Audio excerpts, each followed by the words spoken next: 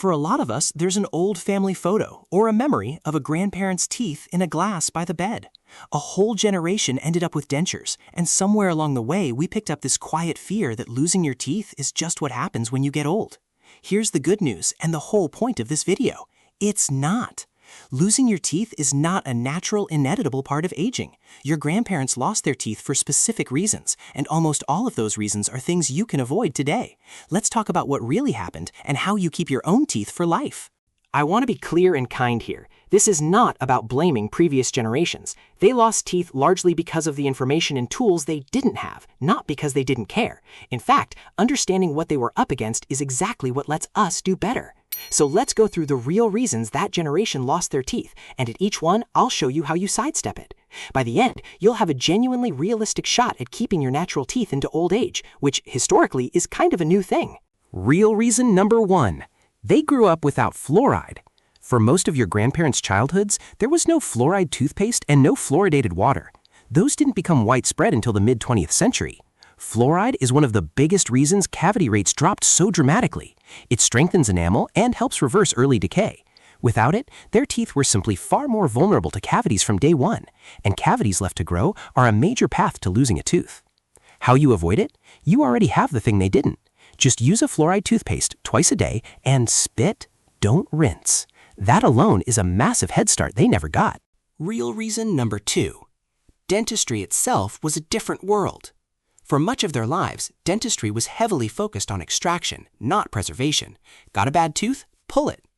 The tools, techniques, and philosophy to save teeth, modern fillings, root canals, crowns, were far less advanced or available, and for many people, far less affordable.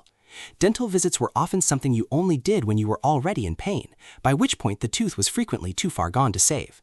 In some times and places, pulling all the teeth and getting dentures was even seen as a practical, normal solution.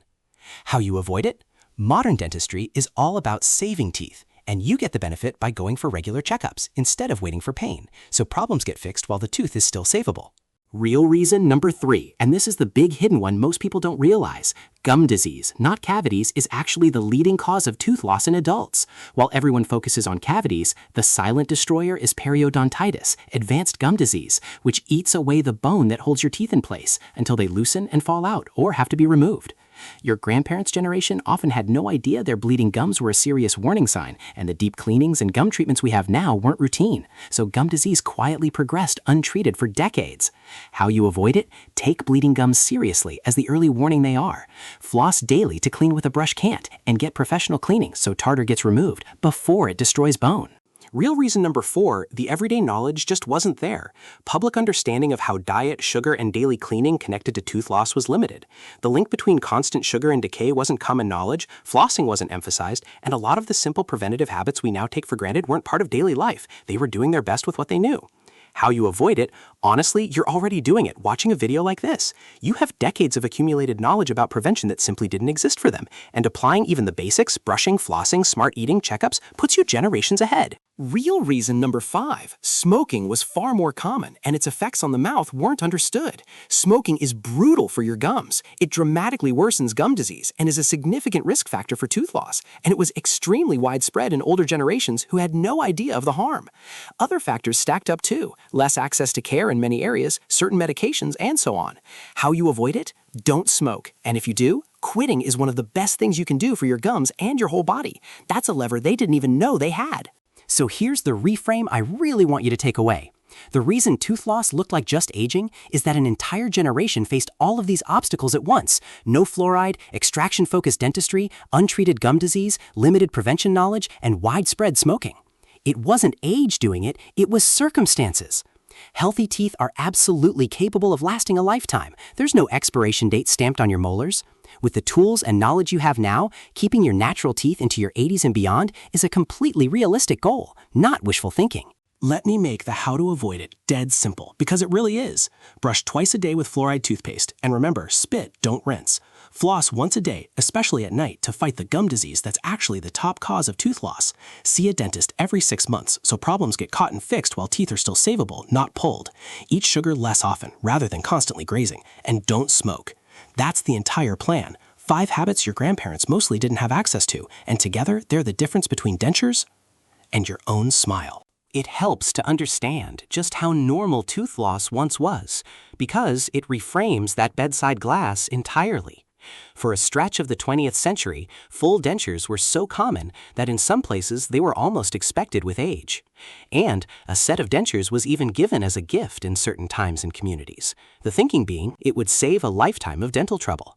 That tells you everything. Tooth loss wasn't seen as a preventable disease. It was treated as an inevitability you planned around. We now know that's not true, but it shaped a whole generation's expectations.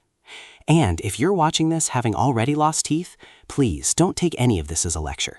The modern options are genuinely good, and it's never too late to protect what you have. Beyond traditional dentures, which have also improved a lot, there are dental bridges and dental implants. Implants are titanium posts placed in the jaw that act like artificial tooth roots and can feel and function remarkably close to natural teeth. What's right for any individual depends on their jawbone, their gums, their health, and their budget. So that's a real conversation with a dentist, not something to decide from a video. The encouraging message is that losing some teeth is not a dead end, and protecting your remaining teeth and gums matters enormously, regardless of where you're starting from. A fair question after all this.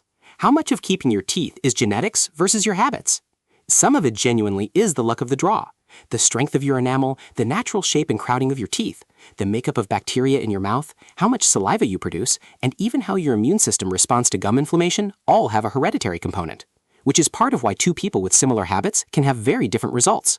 But here's the empowering part. Genetics loads the dice. It doesn't decide the game.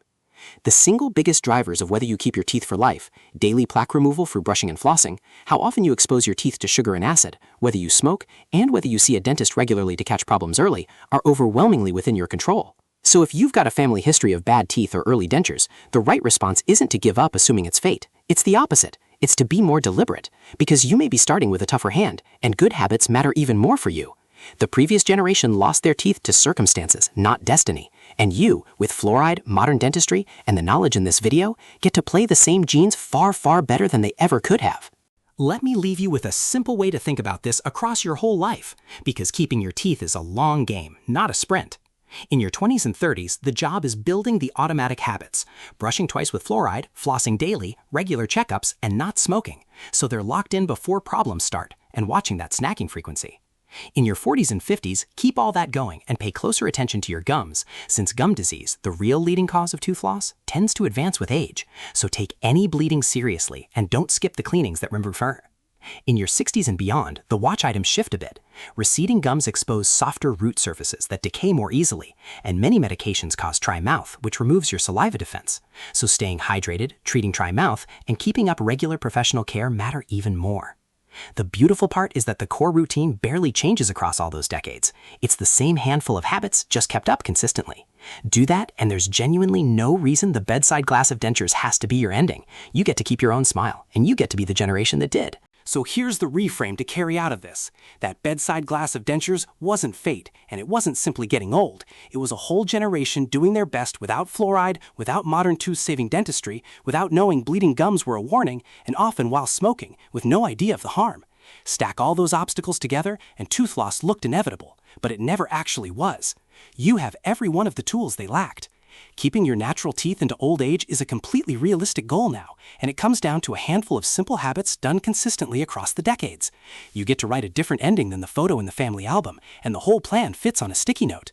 So the next time you picture that glass by the bedside, remember, that wasn't fate, and it wasn't just getting old. It was a generation doing their best without fluoride, modern dentistry, or the knowledge you now have. You get to write a different ending. Keeping your own teeth for life is genuinely within reach, and it comes down to a handful of simple habits done consistently. Tell me in the comments, do you remember a grandparent with dentures, and are you starting any of these habits today? If this hit home, go watch my video on how gum disease sneaks up on you, since it's the real culprit here. Hit subscribe, and I'll see you next time.